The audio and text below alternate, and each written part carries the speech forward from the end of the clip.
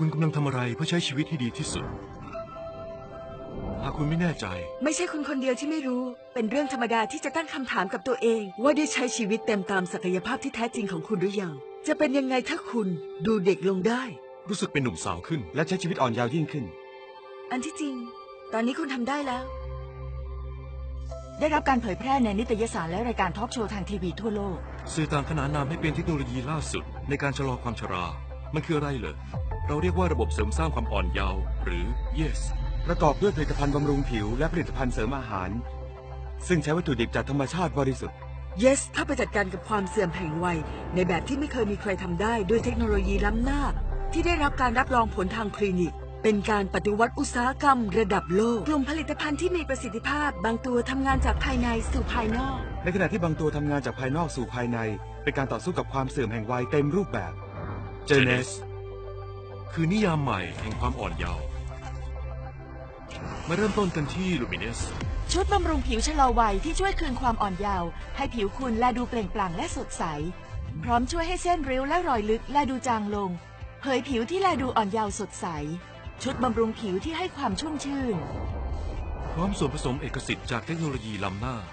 ที่จะช่วยบำรุงผิวของคุณให้แลดูอ่อนเยาว์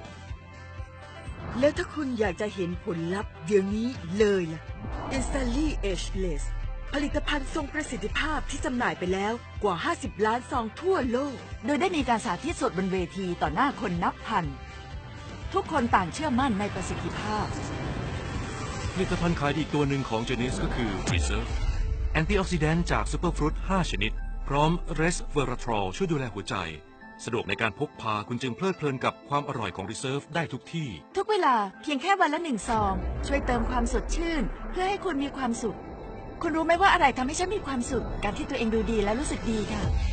เมื่อฉันอายุมากขึ้นฉันได้เรียนรู้ฉันต้องดูแลตัวเองให้มากขึ้นมีผลสำรวจมากมายรายงานถึงจำนวนที่เพิ่มขึ้นของผู้เป็นโรคอ้วนซึ่งกระจายออกไปทั่วโลกโชคดีที่มีชุดผลิตภัณฑ์เซนบอดี้ที่เสริมการทำงานเมื่อใช้ร่วมกันช่วยกำจัดสารพิษป้อนสารอาหารในร่างกายและช่วยคุณพิชิตเป้าหมายในการจัดการน้ำหนักยังได้โปรแกรมที่ช่วยสอนสุขนิสัยเพื่อสร้างสุขภาพที่ดีไหมระบบส่วนมากมักจะมุ่งเน้นที่การลดน้ำหนักเท่านั้นเซนโปรเจกต์8มุ่งเน้นที่การลดไขมันและสัดส่วนแบ่งเป็น3ช่วงให้ทำตามได้ง่ายๆในเวลาเพียงแค่8สัปดาห์คุณสามารถจัดการน้ำหนักได้ง่ายและได้ผลจริงผมเรียกมันว่าชัยชนะเมื่อพูดถึงชัยชนะเครื่องดื่มให้พลังงานนีโว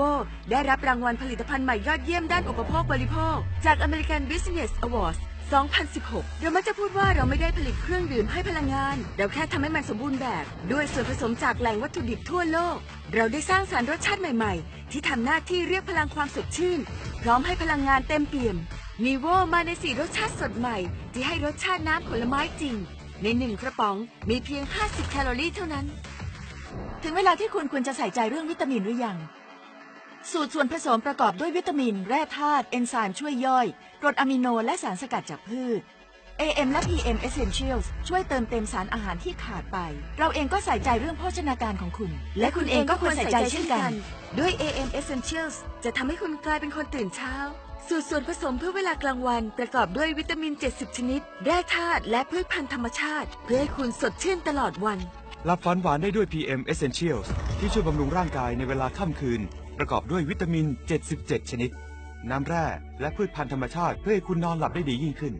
สภาพแวดล้อมในปัจจุบันสารพิษโภชนาการแย่ๆชีวิตที่เคร่งเครียดเหล่านี้เป็นตัวการเร่งให้เกิดความเสื่อมแห่งวัยคุณเห็นหรือยังว่ามันอยู่ใน DNA ของบริษัทเราที่จะสร้างสรรค์ผลิตภัณฑ์ที่ช่วยคุณแลดูเด็กลงรู้สึกเป็นหนุ่มสาวขึ้นและใช้ชีวิตอ่อนเยาว์ยิ่งขึ้นนั่นจึงเป็นเหตุผลที่เราสร้างสรรค์ Finity ผลิตภัณฑ์เสริมอาหารที่ล้ำหน้าที่สุดของเราตอนนี้ Finity ประกอบด้วยส่วนผสมสูตรเอกสิทธิ์เพื่อเสริมสร้างสุขภาพที่ดีให้ร่างกายทุกช่วงเวลาของชีวิตมีคุณค่าใช้เวลาของคุณได้คุ้มค่าด้วย Finity ผลิตภัณฑ์ของเราน่าประทับใจทุกตัวเช่นเดียวกับผลิตภัณฑ์ใหม่ล่าสุดเข้าสู่ไมล์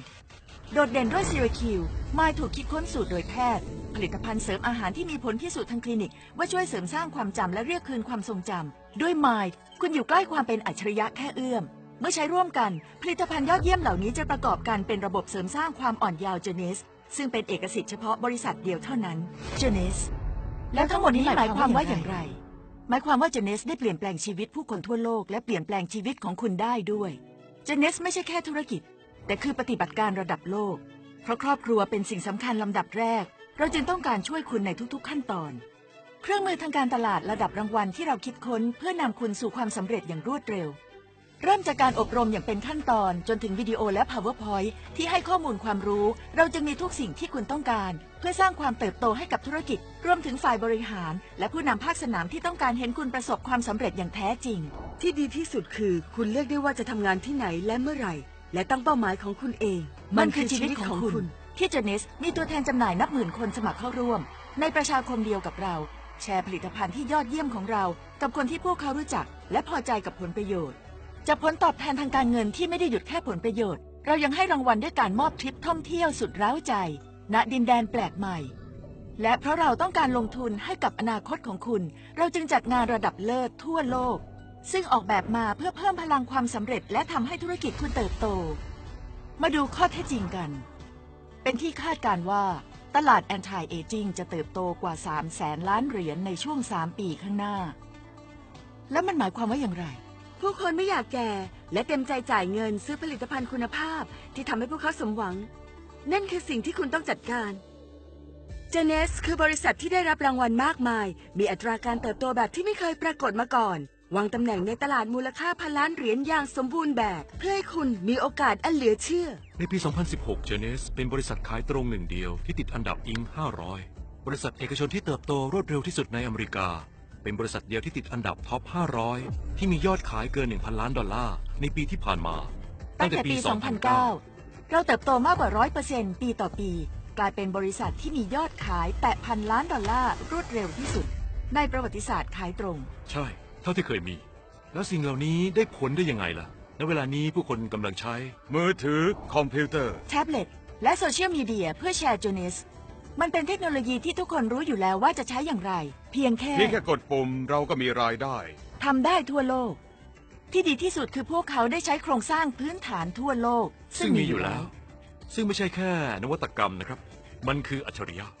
ด้วยผลิตภัณฑ์ที่มุ่งเน้นผลลัพธ์ตัวแทนจำหน่ายในกว่า130ประเทศสามารถทำธุรกิจที่ไหนก็ได้เจเนสให้พลังคุณเพื่อประสบความสำเร็จพร้อมสร้างสายสัมพันธ์ที่เปี่ยมคุณค่า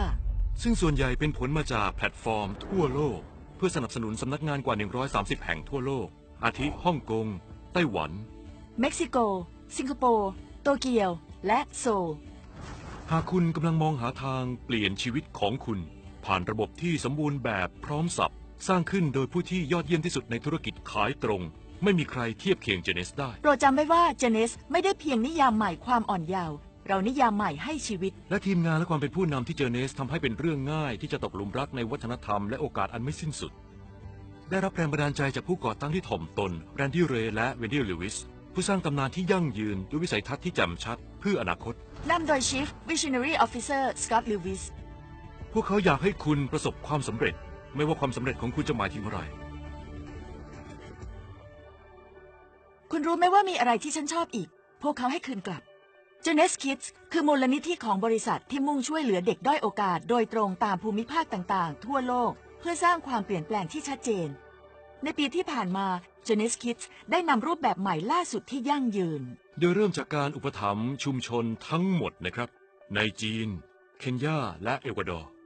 โดยการสร้างโรงเรียนหลายแห่งนำระบบน้ำสะอาดเข้ามาระบบสาธารณสุขเกษตรกรรมและช่องทางการสร้างรายได้สำหรับผู้ใหญ่